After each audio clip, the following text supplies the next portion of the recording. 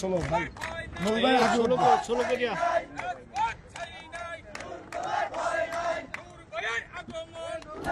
স্বাগতম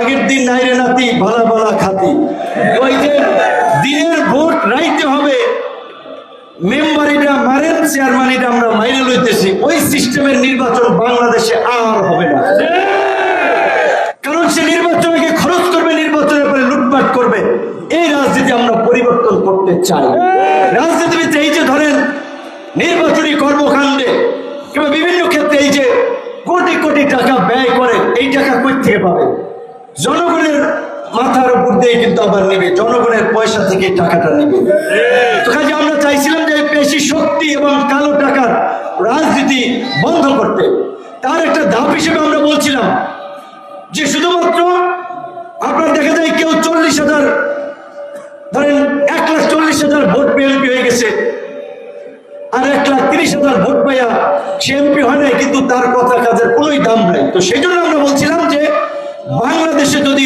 পিআর পদ্ধতির নির্বাচন হয় অর্থাৎ যেই দল যত পার্সেন্ট ভোট পাবে তাদের তত পার্সেন্ট প্রতিনিধি সংসদে থাকবে ধরেন আমরা গণ অধিকার পরিষদ সারা দেশ মিলাইয়া 20% ভোট পেয়েছি তাহলে সংসদে যদি 300 আসন থাকে তার 3 গুণ সংসদ সদস্য অর্থাৎ 3×60 জন এমপি আমাদের দলের সংসদে থাকবে ঠিক একইভাবে অন্যান্য দল এইভাবে যত পার্সেন্ট ভোট পাবে তত পার্সেন্ট সংসদ সদস্য তাদের সংসদে থাকবে তাহলে হয়তো কি সব দলের প্রতিনিধি সংসদে থাকতো কোনো একক দলের মাতব্বরি কিংবা ছড়ি ঘুরানোটা থাকতো না তাহলে ওই যে নির্বাচনে কে এমপি হবে সেটা অনেক আগে জানতো না সুতরাং পয়সা পাতি খালি ঢালতো না আপনারা বলতে পারেন ভাই আপনিও পয়সা পাতি তো কিছু খরচ টরচ করতেছেন পরিষ্কার ভাবে বলছি যে আমি খুব বেশি টাকা পয়সা খরচ করি না আজকে আপনাদের এখানে আসার আগে 10 মিনিট উপজেলার আমাদের যে মূল দল গণ অধিকার পরিষদ ছাত্র সংগঠন ছাত্র অধিকার পরিষদ শ্রমিক যুব এদেরকে নিয়ে মিটিং করেছিলাম লেট হয়েছে এই কারণে যে সবাই খুব অভিযোগ দিয়েছে ভাই আমরা কাজ করি আমাদের কাজ করতে কিছু আর্থিক সাপোর্ট প্রয়োজন আমরা তো দলের কাছ থেকে পাই না অফিস চালাইতে পারি না আমি বলেছি যে ভাই এত টাকা পয়সা আমার নাই এইভাবে যে আপনারা দেব আপনারা যদি কষ্ট করে আমার সাথে এইভাবে একটু খাইয়া না খাইয়া কষ্ট করে রাজনীতিটা করতে পারেন তাহলে ভবিষ্যতে রাজনীতি করতে টাকা লাগবে না জনগণ আপনাদেরকে টাকা দেবে খুশি হয়ে সেই ব্যবস্থা আমরা করবো ভালো মানুষকে নির্বাচন করার জন্য খরচ দেবে জনগণ কারণ সে নির্বাচনকে খরচ করবে নির্বাচনের পরে লুটপাট করবে এই রাজনীতি আমরা পরিবর্তন করতে চাই সেই কারণে আমরা বলেছিলাম শুধুমাত্র জাতীয় নির্বাচন নয় আগামীতে যে স্থানীয় নির্বাচন হবে সেই নির্বাচনে পৌরসভা উপজেলা ইউনিয়ন পরিষদ নির্বাচনে মেয়র চেয়ারম্যান কমিশনার কাউন্সিলর এখন থেকে যারা হবে তাদেরকে সেইভাবে মানুষের কাছে নিজেদেরকে উপস্থাপন করতে হবে তো আমরা এই ধরনের একটা গণমুখী রাজনীতি দেশে চালু করতে চাই পাশাপাশি আমাদের এই রাজনীতি যদি চালু করে আমরা, অন্যান্য রাজনৈতিক দলও তো মনে করবে যাচ্ছে ওই দল এইভাবে কাজ করে, আমরা যদি কাজ না করি তাহলে তো জনগণ আমাদের সাথে থাকবে না, ভোট আমাদেরকে দিবে না। আর আগের দিন নাই, ওই যে আগের দিন নাই রে নাতি ভালা ভালা খাতি, ওই যে দিনের ভোট রাইতে হবে, মেম্বারিটা মারেন চেয়ারম্যানিটা আমরা মাইনে লইতেছি, ওই সিস্টেমের নির্বাচন বাংলাদেশে আর হবে না। আশা করি এই 17 তারিখ জুলাই সনদ স্বাক্ষরের পরে বাংলাদেশের রাজনীতি একটা নতুন ভাবে পরিচালিত হবে, রাষ্ট্র ব্যবস্থায় একটু পরিবর্তন হবে এবং আগামী নির্বাচন হবে। আমরা যে নতুন বাংলাদেশের কথা বলছি, সেই নতুন বাংলাদেশ বিনির্মাণের প্রথম কাজ হচ্ছে এই জুলাই সনদ, আর নতুন বাংলাদেশ বিনির্মাণের সিঁড়ি হচ্ছে আমাদের আগামী নির্বাচন। সেই নির্বাচন হতে হবে বাংলাদেশের ইতিহাসের সবচেয়ে ভালো নির্বাচন, বিতর্ক মুক্ত নির্বাচন, যেই নির্বাচনে জনগণ তার পছন্দ মতো ভোট দেবে, নির্বাচনে প্রার্থীরা ক্যাম্পেইন করবে, কোন দলের কর্মী সমর্থকরা আরেক দলের নেতা কর্মীদের উপরে হামলা করবে না, বাধা দিবে না।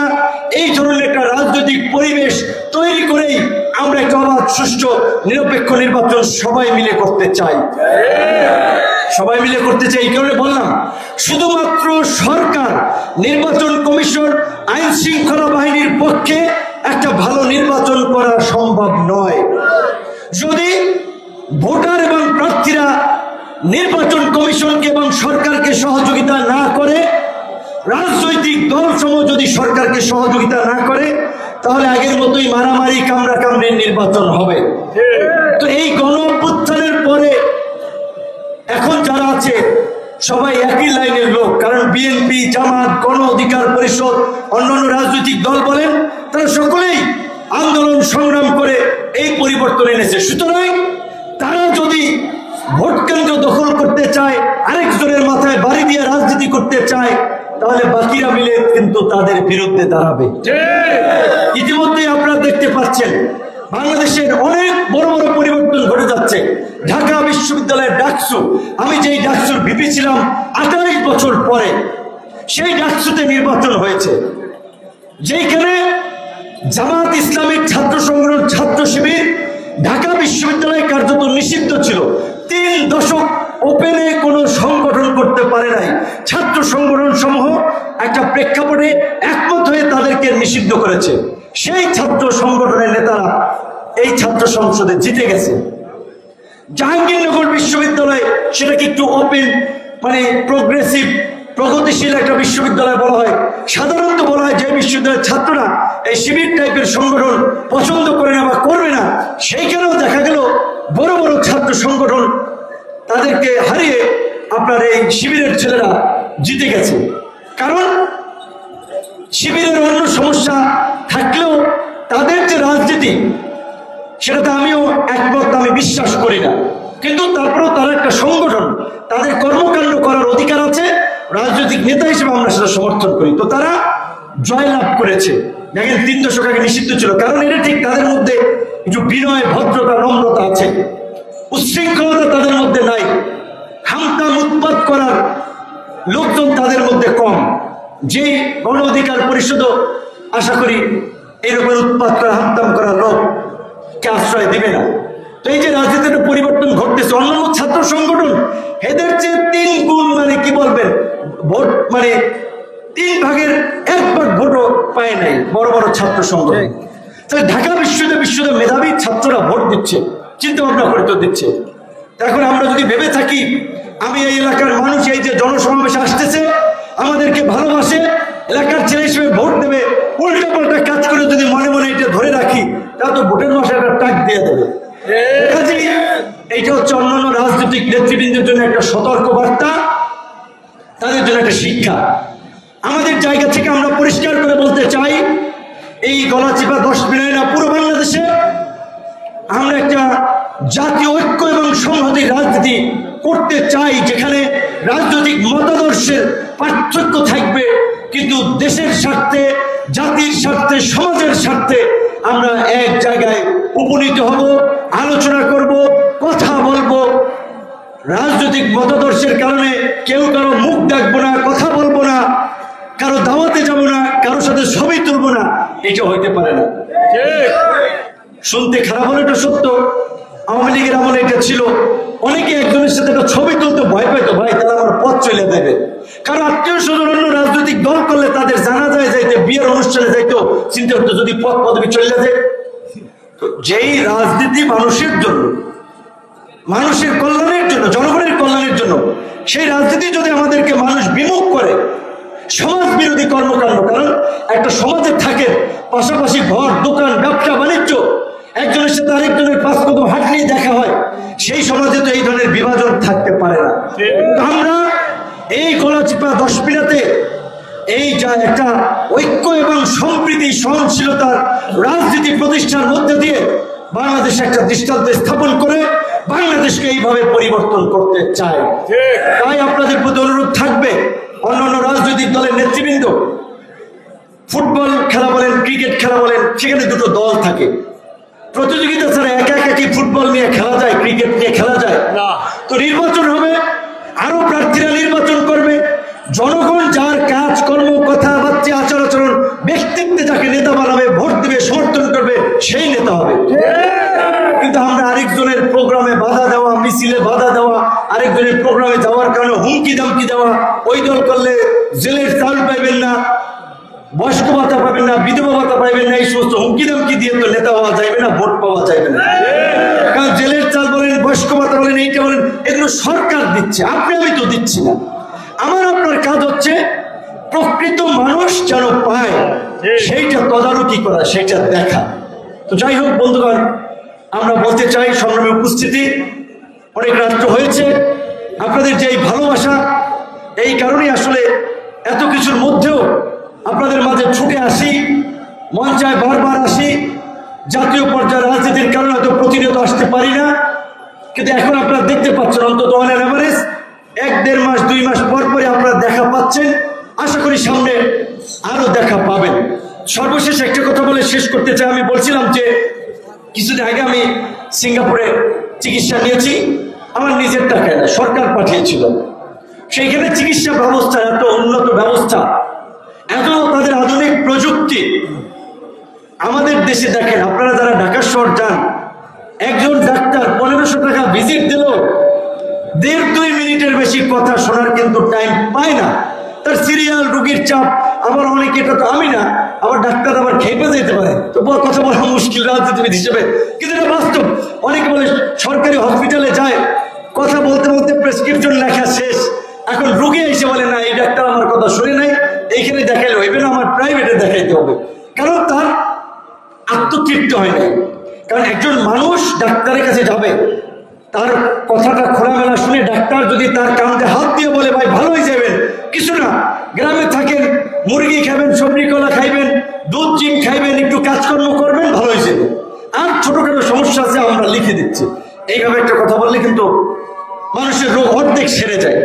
তো আপনারা যদি পাশে থাকেন, এই গলাচিপা এবং 10 মিনাকে আগামীতে রাজনীতি, অর্থনীতি, দারিদ্র্য বিমোচন, সর্বক্ষেত্রে একটা মডেল আপনার নির্বাচনী এলাকা এবং 2টো উপজেলা হিসেবে বাংলাদেশের মানুষের কাছে উপস্থাপন করতে চাই, যেন বাংলাদেশের মানুষের সামনে বলতে পারি যে আমরা এই 2টো উপজেলাকে করেছি। আগামীতে আমরা দেশ বদলাতে পারি। আপনাদের এলাকার জন্য যেমন জানেন, এই যে কিছুদিন আগেও আমাদের এই এলাকার কিছু রাস্তার সংস্কার, আধা পাকা রাস্তা, পিচ উঠে গেছে, কিছু আপনার টিউবওয়েল, কিছু আপনার এই আপনার মসজিদ, মন্দির সংস্কারে প্রায় 3 লক্ষ টাকা করে বেশ কিছু প্রতিষ্ঠানে বাজেট দিয়েছে। আমি দেইনি, সরকারের টাকা আমরা একটু তদবির করে আমাদের কানেক্টিভিটিকে কাজে লাগিয়ে মানুষের জন্য আনার চেষ্টা করেছি। পটুয়াখালী জেলায় 10টা সাপ্লাই হয়েছে, তার 4টা গলাচিপাতে এসেছে। কালিকাপুর একটা, আমখোলা একটা, চরকাদল, চরবিশ্বেষ একটা, 4টা এখানে এসেছে। এইভাবে আরো বেশ কিছু কাজ এখানে হচ্ছে। চেনা বামনের পৈতা লাগে, আমার ঢাকঢোল পিটিয়ে বলা লাগবে। আমার কথা হচ্ছে মানুষের কাজ এবং উপকার হলেই হবে। আমি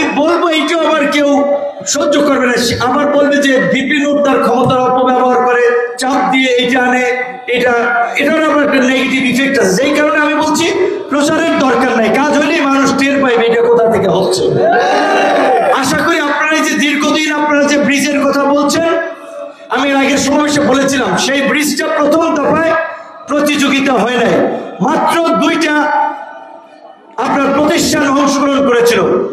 উপদেষ্টা কাছে গিয়েছিলাম, সচিব সহ, এখন যে জনপ্রশাসন সচিব, আগে তিনি সড়ক পরিবহনের সচিব ছিলেন হাসান ভাই, ভালো মানুষ, তো তারা বলেছেন এটা একটা প্রতিযোগিতার মাধ্যমে করেন, প্রায় 200 কোটি টাকার একটা প্রজেক্ট, এটা একটা ভালো কাজ হোক, আমরা রিটেন্ডার করি। তারা রিটেন্ডার করেছে, টেকনিক্যাল কমিটির মূল্যায়নও করেছে যে ব্রিজের এই যে 18 সালের আপনার শুরু হয়েছিল যেটা, এখন আবার ডিজাইনের কোনো পরিবর্তন আনা লাগবে কিনা, এখানের জমি অধিগ্রহণ অনেক বিষয় আছে, কিন্তু টেকনিক্যাল কমিটির পরে বলে ফাইন্যান্সিয়াল কমিটি ফাইনালি মতামত দিলে এটা টেন্ডারে চলে যাবে।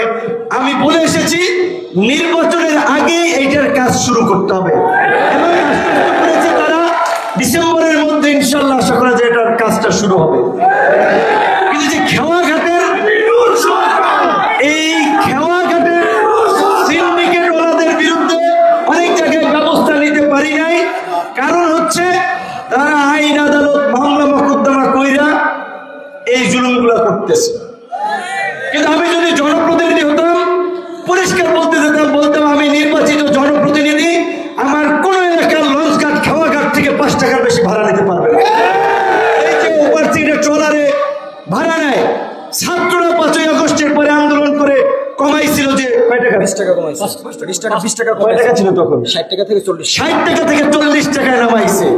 এখন আবার ঠিকই সেই আগের মতো 60 টাকা বাড়ায়, 10 টাকা বাড়াইছে, এখন 50 টাকা বাড়াইছে।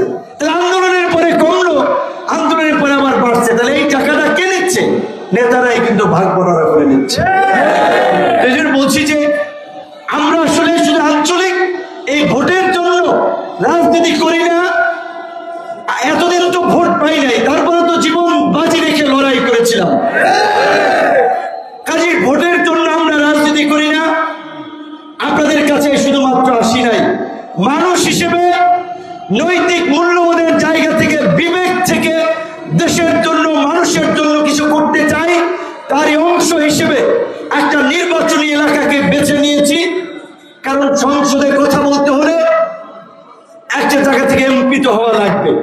এই গলাচিপা 10 মিনার আমার জন্মস্থান, আমার আত্মীয় স্বজন সকলের সাথে নারীর টানের সম্পর্ক, সেই জায়গা থেকে এই এলাকাকে বেছে নিয়েছি।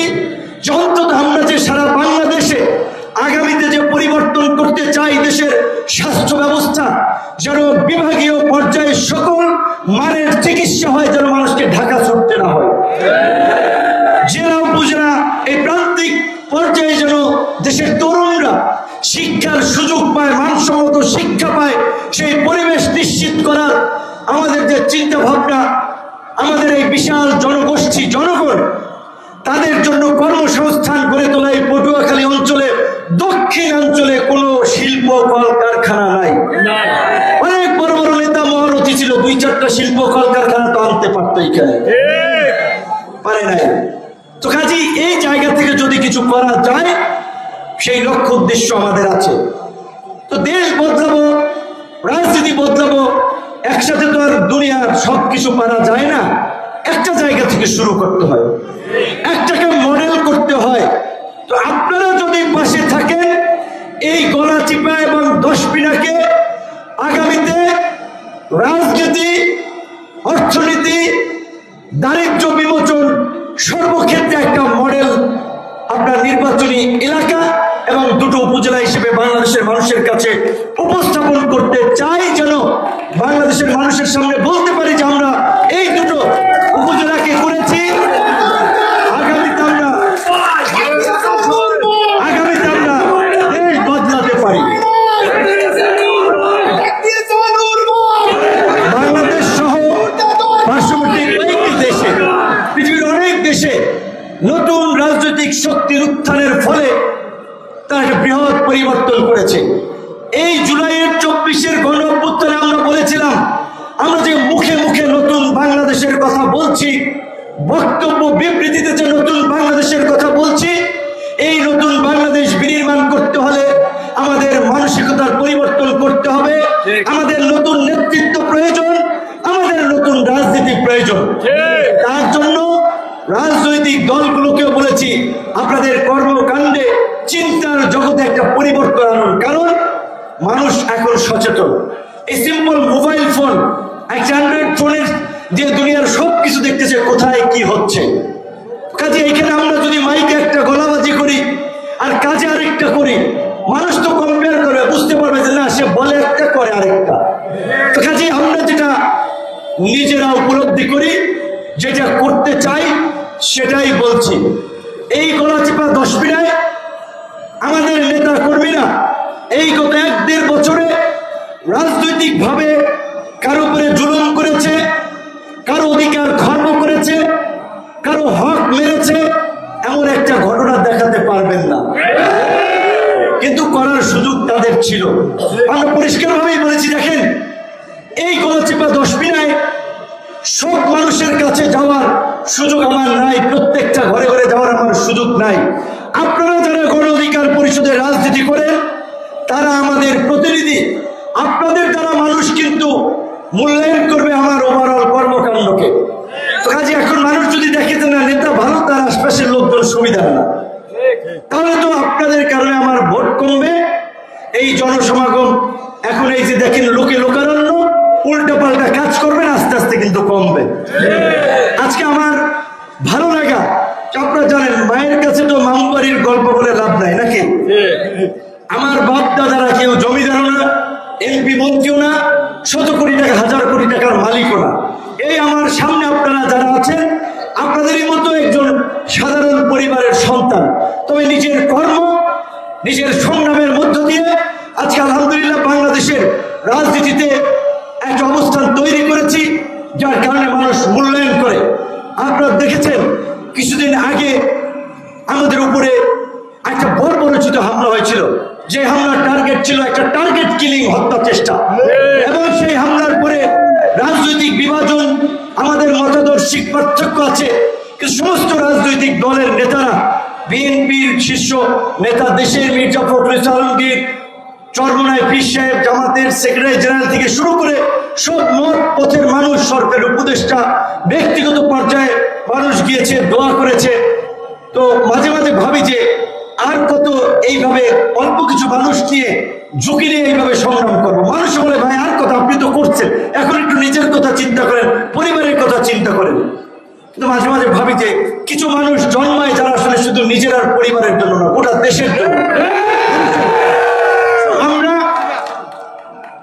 মানুষের জন্য কাজ করি, জীবনের বাকি সময়টুকু ব্যয় করতে চাই। এবং আমি ধন্যবাদ এবং কৃতজ্ঞতা জানাই আজকে এই যে 29 আগস্টের হামলার পরে যেভাবে রাজনৈতিক দলের নেতৃবৃন্দ পাশে দাঁড়িয়েছেন, তাতে কাজ করার স্পৃহা আরো পেয়েছি, সামনে এগিয়ে যাওয়ার প্রেরণা পেয়েছি।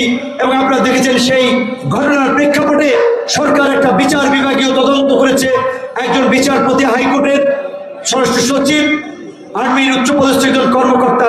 আশা করা যায় অতি দ্রুতই সেই ঘটনায় যারা জড়িত ছিল তাদের বিচারের মুখোমুখি সরকার করবে। আমরা বরাবরই বলেছি, আমরা মনে করি যে এই দেশকে পরিবর্তন করতে হলে আগে রাজনীতিবিদদেরকে এবং রাজনীতির পরিবর্তন প্রয়োজন। রাজনীতিবিদ এবং সরকারি কর্মকর্তা কর্মচারী মানে আমলারা দেশ চালায়, এই দুইটা শ্রেণীর মানুষ যদি পরিবর্তন হয় তাহলে দেশ বদলে যাবে। তো আমরা বলেছি যে সরকারি অফিস আদালতকে ঘুষ এবং দুর্নীতি মুক্ত করার জন্য প্রয়োজনে বেতন যা আছে দ্বিগুণের জায়গায় 3 গুণ করেন, তারপরে কঠিন ব্যবস্থা নেন যে 1 পয়সাও তারা ঘুষ খেতে পারবে না। আমরা আন্দোলনের মধ্যে দিয়ে দেশ পরিবর্তন করেছি, আপনারাও জানেন, আমিও জানি। কোন অফিস আদালতে ঘুষ ছাড়া কোনো কাজ হয় না, এটা আপনারা জানেন, এটা ওপেন সিক্রেট। পয়সা সবাই খায়, কম আর বেশি, কেউ ডাইরেক্ট খায়, কেউ ঘুরাইয়া খায়। কিন্তু আমরা চাইছিলাম যে এই জুলাইয়ের পরে এই ধরনের ঘুষ খাওয়া, দুর্নীতি, অন্যায়, অবিচার, জুলুম বন্ধ হবে, চিরতরে বন্ধ হবে। সেটা বন্ধ হয় নাই, আমরা চেষ্টা চালিয়ে যাচ্ছি।